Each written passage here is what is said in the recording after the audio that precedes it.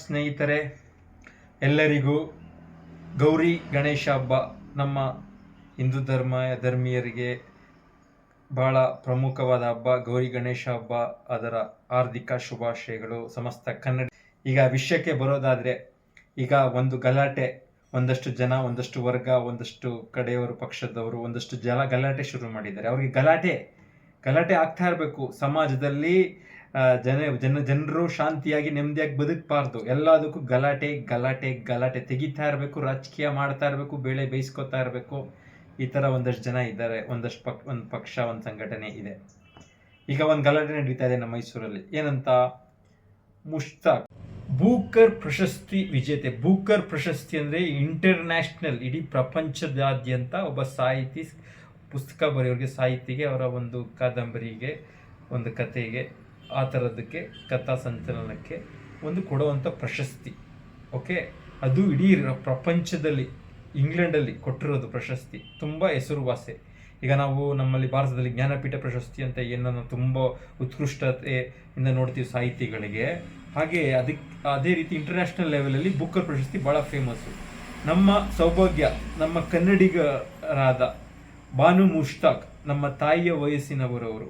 ಬಾನು ಮುಷ್ತಾಕ್ ಅವರಿಗೆ, ಅವರು ನಮ್ಮ ತಾಯಿಯ ವಯಸ್ಸಿನವರು, ಸೊ ನಾವು ಅವ್ರನ್ನ ತಾಯಿ ಅಂತಲೇ ಹೇಳ್ಬೋದು. ಆ ಥರ ನಮ್ಮ ತಾಯಿ ಅಷ್ಟೇ, ನಮ್ಮ ತಾಯಿ ಥರ ಅವರು ಆ ಸ್ಥಾನದಲ್ಲಿ ತುಂಬುವಂಥ ವ್ಯಕ್ತಿ ಅಂತ. ಆಮೇಲೆ ಹೆಣ್ಮಗಳು ಅವರು. ಈಗ ನಮ್ಮ ಸಮಾಜ ಪುರುಷ ಪ್ರಧಾನ ಸಮಾಜ, ಅಂಥದ್ರಲ್ಲಿ ಒಬ್ಬ ಹೆಣ್ಮಗಳು ಬೂಕರ್ ಪ್ರಶಸ್ತಿ ಕನ್ನಡತಿ ನಮ್ಮ ತಾಯಿಯ ವಯಸ್ಸಿನವರು ತೆಗೆದುಕೊಂಡಿದ್ದಾರೆ. ಅದು ನಮ್ಮೆಲ್ಲರಿಗೂ, ಮೈಸೂರಿಗರಿಗೆ, ಕನ್ನಡಿಗರಿಗೆ ಹೆಮ್ಮೆ ಪಡುವಂಥ ವಿಷಯ. ಭಾರತದ ಒಂದು ಕುವರಿ, ಅದು ಕನ್ನಡಿಗಳಾಗಿ ತಗೊಂಡಿದ್ದಾರೆ. ಅವ್ರನ್ನ ನಮ್ಮ ಸಿದ್ದರಾಮಯ್ಯ ಸರ್ಕಾರ, ಡಿ ಕೆ ಶಿವಕುಮಾರ್ ಅವರ ಸರ್ಕಾರ, ನಮ್ಮ ಕಾಂಗ್ರೆಸ್ ಪಕ್ಷದ ಸರ್ಕಾರ, ನಮ್ಮ ಸರ್ಕಾರ ಇವತ್ತು ಚಾಮುಂಡಿ ಹಬ್ಬ, ಚಾಮುಂಡಿ ತಾಯಿಯ ಸನ್ನಿಧಿಗೆ ಪುಷ್ಪವನ್ನು ಸಲ್ಲಿಸಿ ದಸರಾ ಉದ್ಘಾಟನೆ, ಮೈಸೂರಿಗರಿಗೆ, ಕನ್ನಡಿಗರಿಗೆ ಬಹಳ ದೊಡ್ಡ ಹಬ್ಬ ದಸರಾ ಹಬ್ಬ. ಅದರ ಉದ್ಘಾಟನೆಗೆ ಅವರನ್ನು ಗೌರವ ಅತಿಥಿಯಾಗಿ ನಮ್ಮ ಸರ್ಕಾರ ನೇಮಕ ಮಾಡಿದೆ. ಅವರ ಕೈಯಲ್ಲಿ ಉದ್ಘಾಟನೆ ಮಾಡಬೇಕು ಅಂತ ಅದನ್ನು ಕಿರಿಕ್ ಮಾಡ್ತಾ ಇದ್ದಾರೆ ಒಂದಷ್ಟು ಸಂಘಟನೆ, ಒಂದು ಪಕ್ಷ, ಒಂದಷ್ಟು ಜನಗಳು. ಆ ಕಿರಿಕು ಒಳ್ಳೆಯದಲ್ಲ. ಅವರು ಸರ್ಕಾರ, ನಮ್ಮ ಸಿದ್ದರಾಮಯ್ಯ ಅವರು, ಡಿ ಕೆ ಶಿವಕುಮಾರ್ ಅವರು, ನಮ್ಮ ಕಾಂಗ್ರೆಸ್ ಸರ್ಕಾರ ತಗೊಂಡಿರುವ ನಿರ್ಧಾರ 100ಕ್ಕೆ 100 ಚೆನ್ನಾಗಿದೆ. ಯಾಕೆ ಚೆನ್ನಾಗಿದೆ, ಯಾಕೆ ಸರಿ ಇದೆ ಅಂತ ಹೇಳ್ತೀನಿ. ಈಗ ಬಾನು ಮುಷ್ತಾಕ್ ಅವರು ಒಂದು ಮುಸಲ್ಮಾನ್ ಹೆಣ್ಣುಮಗಳು. ಅವರು ಧಾರ್ಮಿಕ ನಂಬಿಕೆ ಬಗ್ಗೆ ನಮಗೆ ಹೆಚ್ಚಿನ ಮಾಹಿತಿ ಇಲ್ಲ.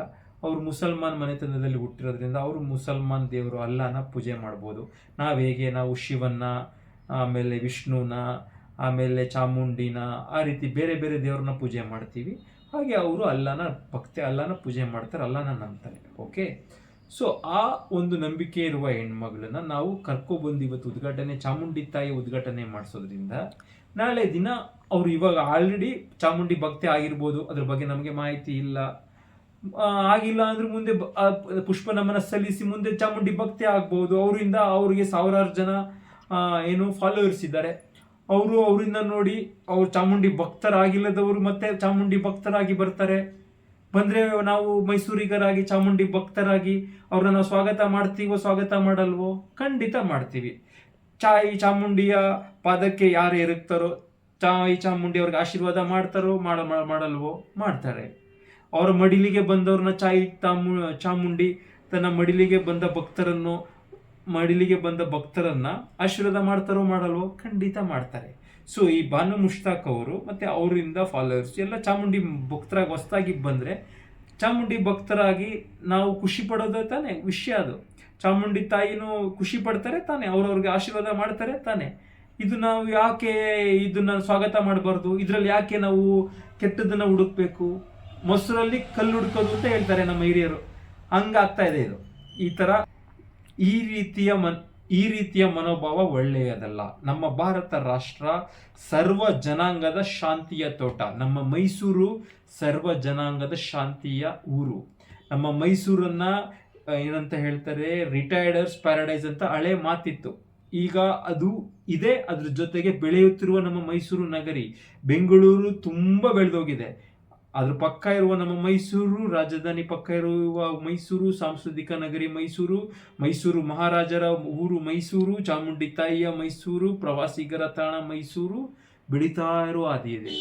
ಬಾನು ಮುಷ್ತಾಕ್ ಅವರು ಬರೋದ್ರಿಂದ ಪ್ರವಾಸೋದ್ಯಮ ಅದಕ್ಕೆ ಬಹಳ ಇನ್ನೂ ಹೆಚ್ಚಿನ ಶಕ್ತಿ ಬರುತ್ತೆ. ಯಾಕೆ ಅಂದರೆ ಅವ್ರು ಆಲ್ರೆಡಿ ಹೆಸರು ಮಾಡಿದ್ದಾರೆ, ಇಂಟರ್ನ್ಯಾಷನಲ್ ಲೆವೆಲಲ್ಲಿ ಹೆಸರು ಮಾಡಿರುವ ಹೆಣ್ಮಗಳು.